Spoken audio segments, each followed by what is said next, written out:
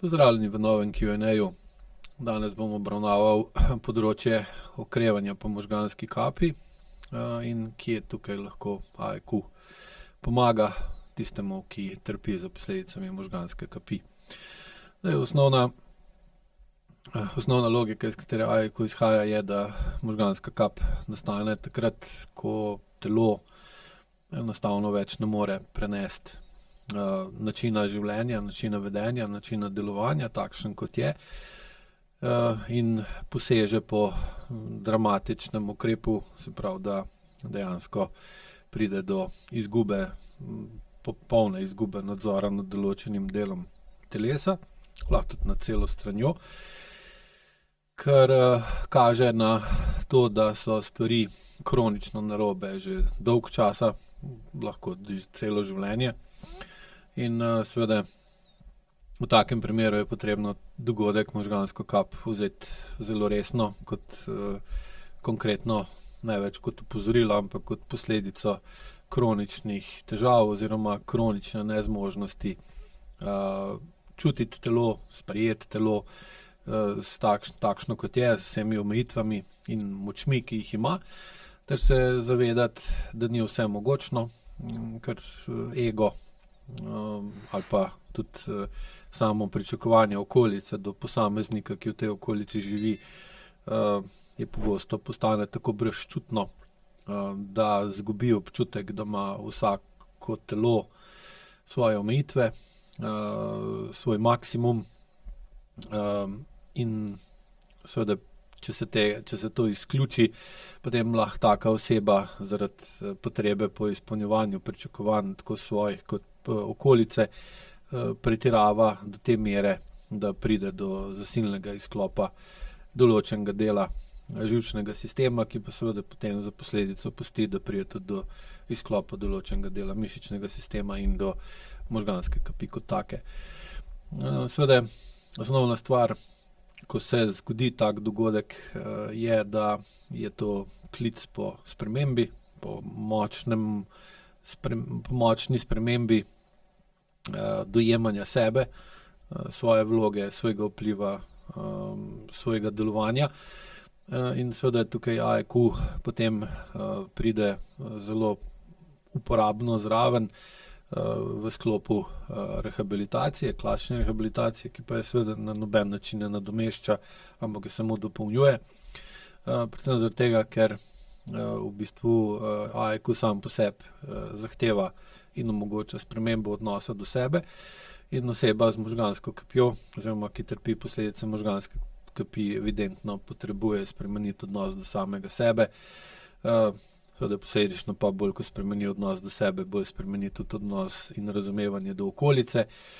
in z dvigom čustvene zrelosti ter lastne moči zmanjšuje možnost manipulacij okolice, tako nezavednih kot zavednih, ki jo silijo v boj za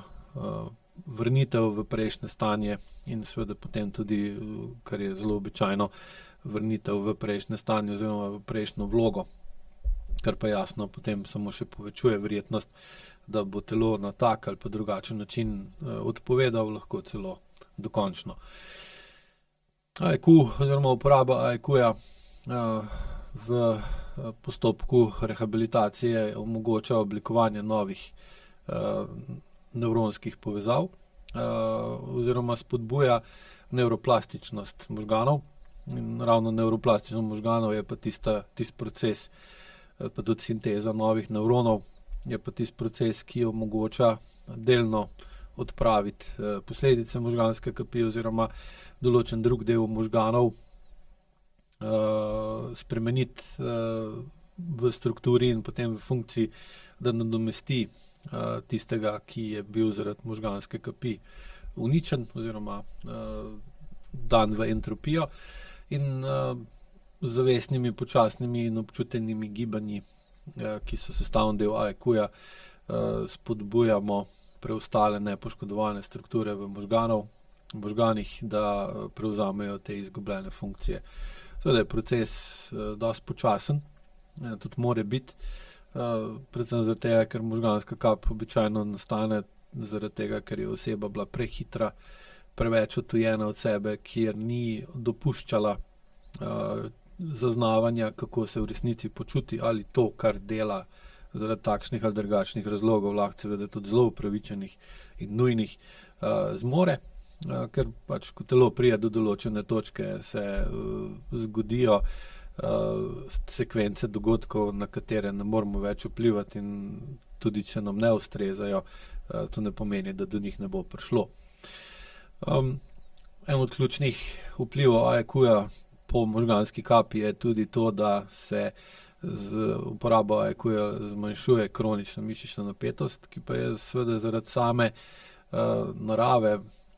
možganske kapi oziroma posledic možganske kapi na živčno-mišičen sistem zelo pomembna, ker se zaradi izgube vpliva določenega dela možganov na določen del mišičevja to zakrči, pride do spastičnosti določenega dela telesa in seveda zraven tudi do izgube kontrole na drugih ravneh, koordinacija, simetrija, ravnotežje, in uporaba AEQ-ja tukaj pomaga zniževati to nepotrebno napetost, senzorno-motorno amnezijo in kronično zakrčenost mišic, ki seveda tudi ovira tako regeneracijo kot rehabilitacijo, zmanjšuje pretok krvi, blokira zavestno zaznavo in povečuje občutek nemoči te osebe, oziroma ko delam s takimi strankami, pogosto šele po možganski kapi dojamejo nemoč, v kateri so bili že pred možgansko kapjo, ampak je takrat zaradi takšnih ali drugačnih razlogov niso uspeli zaznati ali pa niso mogli zaznati, niso je mogli sprejeti in spoznati. In potem počutje po možganski kapi samo, v narekovajih, samo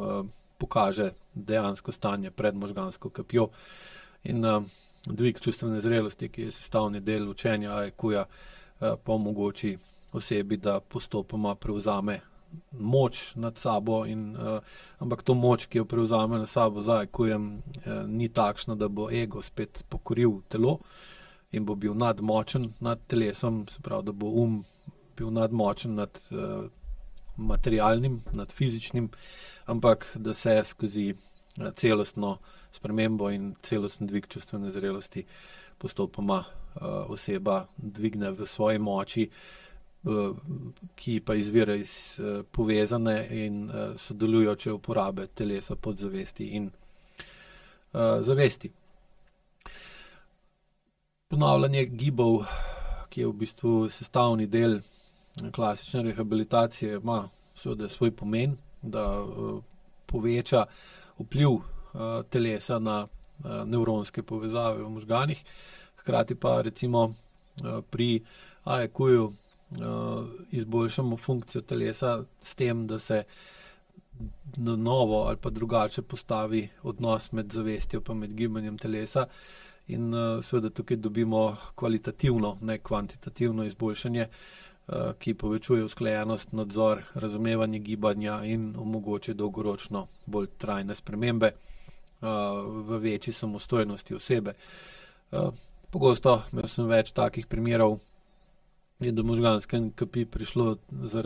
tudi zaradi pritiska okolice,